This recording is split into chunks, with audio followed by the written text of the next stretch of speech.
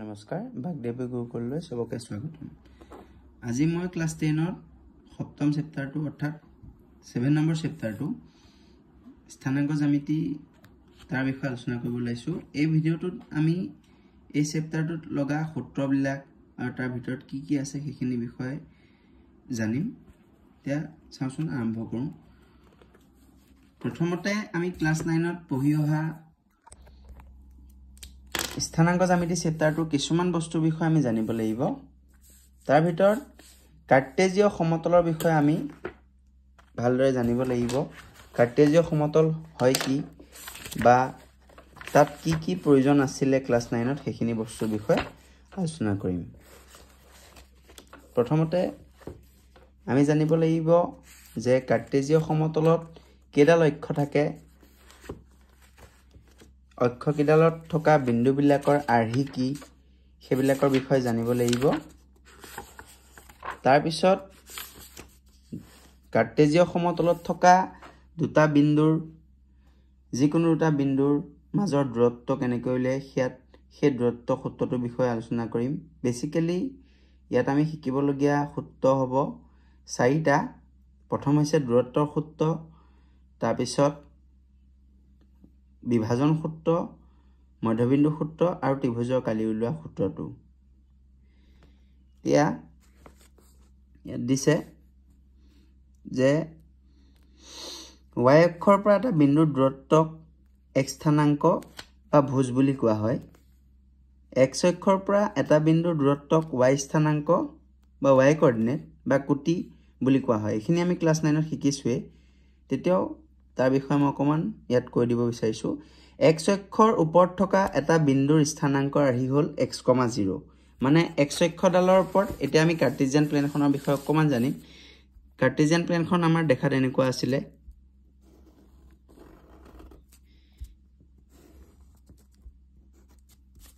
ইয়াত দুডাল অক্ষ থাকে। যোনডাল আনুভূমিক অক্ষ সেই অক্ষডালৰ নাম হৈছে x অক্ষ আৰু যোনডাল উলম্বভাৱে এনেকৈ আছে এডাল হৈছে আমাৰ y অক্ষ আৰু এডাল x অক্ষ। আৰু ইহঁত দুটাই কটাকটি কৰা বিন্দুটোৰ নাম হৈছে মূল বিন্দু। এইখিনি আমি 9 ত পাইছোৱে, x ডেশ, y ডেশ আৰু y। এই x অক্ষডালৰ আকৌ দুটা দিশ আছে। এটা হৈছে ox, ox টো হৈছে x অক্ষৰ ধনাত্মক দিশ positive direction of x axis আৰু ox ডেশ টো হৈছে negative direction of x axis. তেনেকে y অক্ষডালৰ এটো ধনাত্মক দিশ আৰু y ডেশ অক্ষডালৰ এটো ঋণাত্মক দিশ y অক্ষৰ। গতিকে এই যিডাল x অক্ষৰ ওপৰত থকা প্ৰত্যেকটো বিন্দুৰ স্থানাংকৰ আৰ্হিটো হ'ব x, 0 আৰু এই y অক্ষৰ ওপৰত থকা প্ৰত্যেকটো বিন্দুৰ আৰ্হি হ'ব 0, y। অৰ্থাৎ এই y জেগাত যিকোনো বাস্তৱ সংখ্যা হ'ব পাৰে আৰু এই x ৰ জেগাত যিকোনো বাস্তৱ সংখ্যা হ'ব পাৰে। যদি ইয়াত ধনাত্মক সংখ্যা এটা থাকে তেতিয়াহ'লে y অক্ষৰ ধনাত্মক দিশত থাকিব বিন্দুটো, আৰু যদি এইখিনি ঋণাত্মক সংখ্যা এটা থাকে, নেগেটিভ নাম্বাৰ এটা থাকে, তেতিয়াহ'লে এইটো y অক্ষৰ ঋণাত্মক দিশত আহিব। একেদৰে যদি এইখিনি জেগাত অৰ্থাৎ x অক্ষৰ ওপৰত থকা বিন্দুটোৰ আৰ্হিত x ৰ ঠাইত যদি ধনাত্মক সংখ্যা এটা থাকে তেতিয়াহ'লে সেইটো x অক্ষৰ ধনাত্মক দিশ অৰ্থাৎ x ৰ ফালে থাকিব, আৰু যদি নেগেটিভ নাম্বাৰ থাকে তেতিয়াহ'লে বিন্দুটো ক'ত থাকিব, x অক্ষৰ ঋণাত্মক দিশত থাকিব। এইখিনি আছিল আমাৰ ক্লাছ 9 ৰ কথা। লগতে এই যোনটো মূল বিন্দুৰ স্থানাংক ইয়াত x স্থানাংক 0, y স্থানাংক 0। x, y যদি এটা আমাৰ বিন্দু হয় তেতিয়াহ'লে ইয়াৰ স্থানাংকটোৰ এই x স্থানাংক বুলি কোৱা হয় আৰু y স্থানাংক বুলি কোৱা হয়। অৰ্থাৎ এই বিন্দুটোৱে x অক্ষত কিমান ঘৰ গৈছে x স্থানাংক সেইটো বুজায়, আৰু y অক্ষডালত কিমান ঘৰ গৈছে সেইটো বুজায় y স্থানাংকটোৱে। এতিয়া আমি ক্লাছ 9 ত পঢ়াখিনি ইতিমধ্যে জনা হৈছে, আৰু আমি ক্লাছ 9 ত শিকিছিলো যে বিন্দুবিলাক সমতলত কেনেকৈ প্ৰতিস্থাপন কৰিব লাগে সেইবিলাকৰ বিষয়ে শিকিছিলো। এতিয়া আমি শিকিম যে সমতলখনত থকা যিকোনো দুটা বিন্দু সে এখন আমাৰ কাৰ্টেজিয়ান সমতল x x dash y y এটো y ড্যাশ আচ্ছা মাজত থাকিব মূল বিন্দুটো এতিয়া সমতলখনত যিকোনো দুটা মই ইয়াতে এটা বিন্দু লৈছো আৰু ইয়াতে এটা বিন্দু লৈছো যিকোনো আৰু বিন্দুটোক মই প্ৰথম বিন্দুটোক দিছো নাম a x1, y1 আৰু দ্বিতীয় বিন্দুটোৰ নাম দিছো b x2, y2 এতিয়া মই এই দুটা বিন্দু সংযোগ কৰি দিম সংযোগ কৰিলে আমি এটা ৰেখাখণ্ড পাম এই ৰেখাখণ্ডডালে a আৰু b মাজৰ দূৰত্ব বুজাব এই দূৰত্বটো বুজাবৰ কাৰণে আমি যেটো সূত্ৰ ব্যৱহাৰ কৰিম সেই সূত্ৰটোৰ নাম হৈছে দূৰত্ব সূত্ৰ আৰু আমি ইহঁতৰ মাজৰ দূৰত্বটোক এনেদৰে নিলিখো a ৰ পৰা b মাজৰ দূৰত্ব আমি ইয়াত জাস্ট দুটা বিন্দুৰ এনেকৈ লিখিম অৰ্থাৎ এটোৱে কি বুজাব a ৰ পৰা b মাজৰ দূৰত্ব b ৰ পৰা a মাজৰ দূৰত্ব আৰু ইয়াৰ সূত্ৰটো এটা প্ৰুফ আছে দূৰত্ব সূত্ৰটো সেই প্ৰুফটো ইয়াত মই দিব বিচৰা নাই কিন্তু পিছলৈ দিম এতিয়া a আৰু b বিন্দুটোৰ মাজৰ দূৰত্ব উলিয়াবৰ কাৰণে আমাৰ যেটো সূত্ৰ হয় দূৰত্ব সূত্ৰ যাক আমি ডিসটেন্স ফৰ্মুলা নামেৰে জানো দূৰত্বৰ সূত্ৰ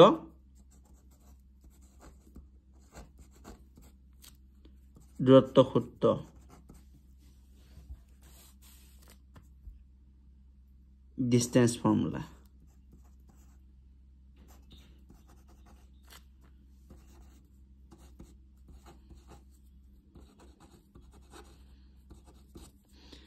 7.1 অনুশীলনটো এই সূত্ৰটো দ্বাৰা হ'ব দূৰত্ব সূত্ৰ গতিকে এটো বিষয় আমি ভালদৰে জানি লওঁ ইয়াতে হ'ব আমাৰ x2 minus x1 whole square plus y2 minus y1 whole square কেতিয়াবা ইয়াক এনেকেও লিখা হয় x1 minus x2 বুলি লিখিব পাৰি ওপৰত নেগেটিভ আহিলে স্কয়াৰটো আছে নাইকিয়া হৈ যাবে একো কথা নাই x1 minus x2 whole square হিচাপেও লিখা যায় plus y1 minus y2 হিচাপেও ইয়াক লিখিব পাৰি এই সূত্ৰটোৰ দ্বাৰা সমতলত থকা যিকোনো দুটা বিন্দুৰ মাজৰ দূৰত্ব আমি নিৰ্ণয় কৰিব পাৰিম এতিয়া ইয়াৰ এটোত আমি শিকিলো যে সমতলখনত যিকোনো দুটা বিন্দুৰ মাজৰ দূৰত্ব উলিয়াবলৈ এই সূত্ৰটো কিন্তু যদি মই এটা বিন্দু মূল বিন্দু বুলি কৈ দিও অৰ্থাৎ এটো মূল বিন্দু আৰু এটো আমাৰ এটা বিন্দু সমতলখন থকা মই প্ৰথম চুকতে লৈছো কিন্তু মই বুজাবৰ কাৰণে লৈছো যিকোনো চুকত থাকিব পাৰে x, y বুলি এতিয়া এই দুটা বিন্দু এই সূত্ৰটো সহায়ত মূল বিন্দুৰ পৰা অৰ্থাৎ 00 পইণ্টৰ পৰা এই p পইণ্টৰ মাজৰ দূৰত্বটো মই উলিয়াবৰ কাৰণে মই দূৰত্ব সূত্ৰটো ব্যৱহাৰ কৰি পেলাই অৰ্থাৎ এটা বিন্দু মূল বিন্দুৰ পৰা দূৰত্ব উলিয়ালে কোনটো ফৰ্মুলা ইউজ কৰে সেই ফৰ্মুলাটোৰ বিষয়ে মই ক'বলৈ বিচাৰিছো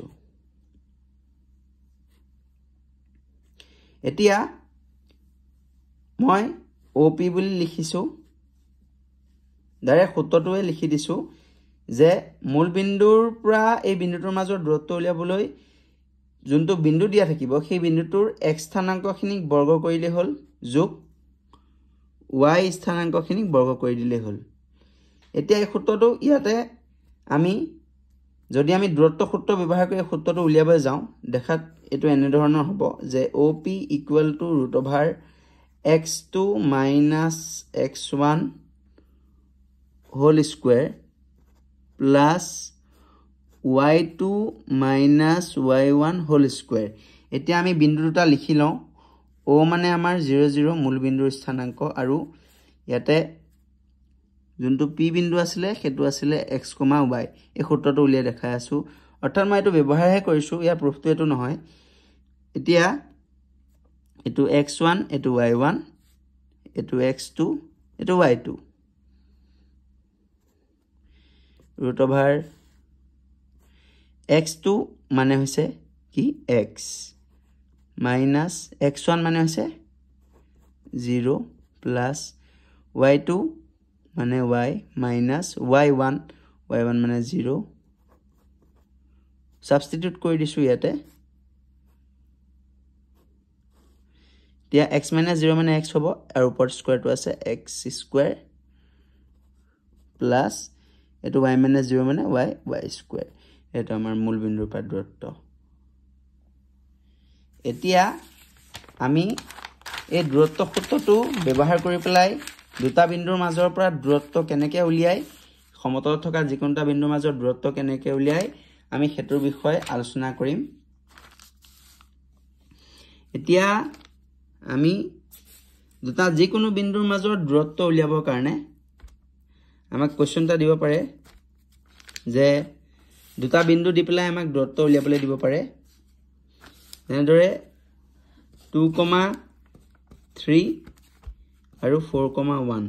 এই বিন্দু দুটাৰ মাজৰ দূৰত্ব উলিয়াব লাগে তে বিন্দু কিটা কোনো নামাকৰণ কৰা নাই হেতু কাৰণে ধৰু বুলি লিখিব লাগিব ধৰু বিন্দু দুটা এটা লম p আপোনালোকে যিকোনো লব পাৰে আৰু এটা লব b pb যিকোনো লব পাৰি b এ লৈছো 4,1 দুইটা বিন্দুৱে প্ৰথম চুকৰ কাৰণ প্লাস প্লাস আছে প্লাস প্লাস হোৱা বিন্দুবোৰ সদায় প্ৰথম চুকতে থাকে ঠিক আছে মই ইয়াতে এনে ৰাফলি এটা ডায়াগ্ৰাম ড্ৰ কৰি পেলাই দেখাব বিচাৰিছো এটো p পইণ্টটো 2,3 আৰু নেক্সট পইণ্টটো b2 এটো 4,1 এতিয়া এই দুটা মাজৰ ইহঁতৰ মাজৰ দূৰত্বটো হ'ব pb therefore pb এতিয়া আমি ফৰ্মুলাটো লগাব লাগিব ফৰ্মুলাটো কি আছিল x2 minus x1 whole square plus y2 minus y1 whole square এতিয়া ইয়াতে আমি একিটা আমাৰ ভুল হৈ যাব পাৰে হেতু কাৰণে আমি এই বিন্দুকিটা তলতে এটো x1 প্ৰথম বিন্দুটোৰ পৰা x1 x স্থানাংকখিনি x1 আৰু y স্থানাংকখিনি y1 সেকেন্ড বিন্দুটোৰ x স্থানাংকক x2 আৰু ইয়াত যেহেতু p আছে p প্ৰথম p থকাৰ কাৰণে p ৰ পৰা আমি x1 y1 খিনি পাম আৰু 1 খিনি মানে p ৰ পৰা পাম আৰু b to সেকেন্ডত আছে এটো কাৰণে আমি x2 y2 এ b পৰা পাম x স্থানাংকখিনি x2 আৰু y স্থানাংকখিনি y2 এতিয়া এই x2 ৰ জায়গাত আমি x2 ৰ মান কিমান 4 টু প্লেস কৰিম মাইনাস x1 ৰ ঠাইত আমি 2 টু প্লেস কৰিম 2 স্কয়াৰ প্লাস আমি এই y2 ৰ জায়গাত কি আছে 1 মাইনাস y1 ৰ জায়গাত আছে আমাৰ 3 হোল স্কয়াৰ এতিয়া ৰুট ওভাৰ 4 minus 2 হলে 2 স্কয়াৰ প্লাস এটো 1 minus 3 দামে minus 2 হোল স্কয়াৰ এনেকৈ লিখিব minus 2 থাকিব নেক্সট 2 স্কয়াৰ মানে 4 আৰু minus 2 হোল স্কয়াৰ কৰিলে 4 plus 4 8 এতিয়া 8 ৰ বৰ্গমূল উলিয়ালে 8 পূৰ্ণবৰ্গ সংখ্যা নহয় গতিকে তাৰ বৰ্গমূল কিন্তু 2 ৰে 4 বাৰ গল আকৌ 2 ৰে 2 বাৰ মানে দুটা আছে গতিকে ইয়াক আমি লিখিম 2 into 2 into 2 2 দুগুণ 4 4 দুগুণ দুটা হৈ আছে গতিকে এটা বাহিৰলৈ আহি যাব 2 মানে এই দুটা বিন্দুৰ মাজৰ দূৰত্ব হ'ব 2 একক লিখিব নালাগে এটোৱে 2 ঠিক আছে আজিলে মই আৰু এটা ইয়াতে অংক কৰিবলৈ দেখাইছো যে যদি এটা বিন্দুৰ দূৰত্ব মূল বিন্দুৰ পৰা হয় তেতিয়া হলে সেই বিন্দুটাৰ মাজৰ দূৰত্ব যেনেকে ধৰি লওক এটা পইণ্ট মূল বিন্দুৰ হৈ আৱে বুলি 0 0 and the point p যাৰ স্থানাংক 36 আৰু 15 দিয়া আমি দুটা বিন্দুৰ মাজৰ দূৰত্ব OP অৰ্থাৎ এক মূল বিন্দুৰ পৰা দূৰত্ব ওলোৱা হৈছে গতিকে আমি x স্থানাংক অৰ্থাৎ 36 স্কয়াৰ আৰু y স্থানাংক 15 স্কয়াৰ কৰি দিলে আমি ইয়াৰ আনসাৰটো পাই যাম গতিকে আমি ইয়াতে 36 ৰ বৰ্গ 36 পূৰণ 36 গুণ 36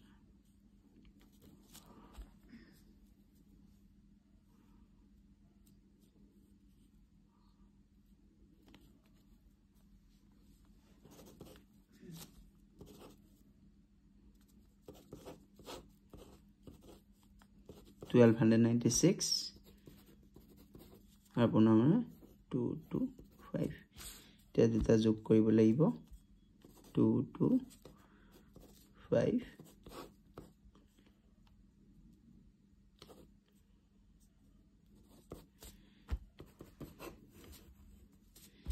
এতিয়া 1521 ইয়াৰ বৰ্গমূল হ'ব 39 বৰ্গ একক গতিকে আমি গম পালো যে দুটা বিন্দুৰ মাজৰ দূৰত্ব কেনেকৈ উলিয়াব লাগে সমতলত থকা লগতে যদি এটা বিন্দু মূল বিন্দুৰ পৰা দূৰত্ব উলিওৱা যায় কেনেদৰে উলিয়াবলৈ কোনটো সূত্ৰ ব্যৱহাৰ কৰিব লাগে এই দুটা সূত্ৰৰ দ্বাৰাই এই চেপ্টাৰটোৰ অনুশীলনীখিনি অংকখিনি কৰা হ'ব লগতে ইয়াত কিছুমান কথা আছে ভিডিওটো বেছি ডাঙৰ হৈ যাব গতিকে ইয়াৰ নেক্সট ভিডিওটোত নেক্সট পাৰ্টটোত আমি ইয়াৰ যিবিলাক অনুশীলনী 7.1ত লাগিব দৰকাৰী নোটবোৰ সেইবিলাকৰ বিষয়ে শিকিবলৈ আৰম্ভ কৰিম ধন্যবাদ